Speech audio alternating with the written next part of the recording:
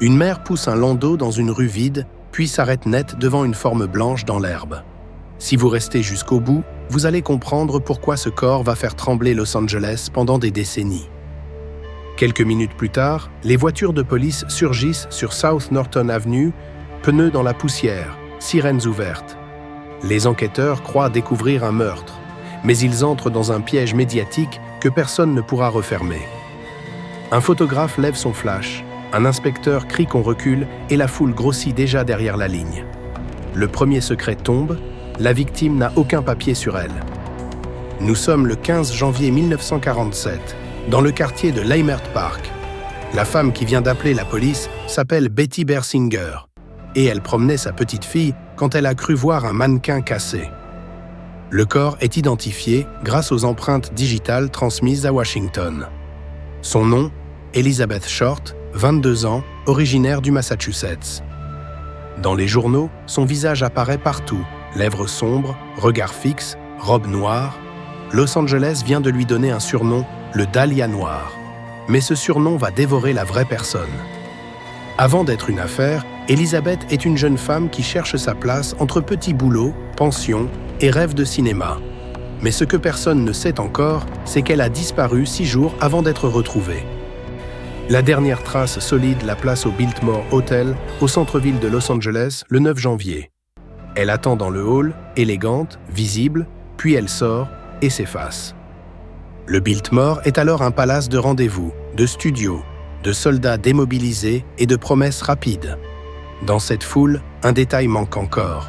Avec qui Elizabeth quitte-t-elle vraiment l'hôtel? Les enquêteurs remontent ces derniers jours. San Diego, puis Los Angeles, des amis, des connaissances, des chambres temporaires. Chaque témoignage ajoute une porte, mais aucune ne s'ouvre complètement. À la morgue, les médecins constatent des blessures terribles et une mise en scène calculée. Le tueur n'a pas seulement tué, il a voulu que la ville regarde. La presse s'empare de l'affaire avec une violence inouïe. Fausses pistes, portraits romancés, détails intimes, promesses de révélation. Et bientôt, quelqu'un décide d'écrire directement aux journaux. Le 24 janvier, le Los Angeles Examiner reçoit un paquet. À l'intérieur, des effets personnels d'Elizabeth, dont son carnet d'adresses soigneusement nettoyé à l'essence. Le message est signé d'une formule glaçante « Here is Dahlia's belongings ». Ce n'est plus seulement une enquête, c'est une conversation publique avec l'ombre du tueur. La police reçoit des aveux par dizaines. Des hommes se dénoncent, des voisins accusent, des voyants écrivent et les lignes téléphoniques saturent. Mais les aveux se contredisent, les indices matériels restent minces. Et plus l'affaire devient célèbre, plus la vérité se couvre de bruit. Parmi les noms qui circulent, certains sont interrogés puis relâchés. Aucun suspect n'est inculpé pour le meurtre d'Elizabeth Short. Le dossier grossit pendant des mois, puis des années, jusqu'à devenir un labyrinthe. À chaque nouvelle théorie, un fait résiste. Personne ne peut prouver où Elizabeth a passé ces 6 dernières nuits. Los Angeles, elle, change de décor. Les studios brillent, les autoroutes arrivent, les vieux hôtels ferment leurs secrets.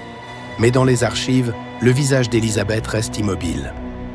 Le crime inspire des livres, des films, des confessions tardives et même des accusations familiales spectaculaires. Certaines pistes fascinent le public, mais la justice ne les transforme jamais en condamnation. Aujourd'hui encore, l'affaire du Dahlia Noir reste officiellement non résolue. Le plus troublant n'est pas seulement que le tueur ait disparu, c'est qu'il a réussi à faire d'Elizabeth Short une énigme plus célèbre que sa vie. Alors il faut finir là où tout a commencé. Un terrain vague, un matin froid, une ville qui regarde trop tard. Elizabeth Short n'est pas un surnom, ni une légende noire. C'est une victime dont le nom continue de demander une réponse.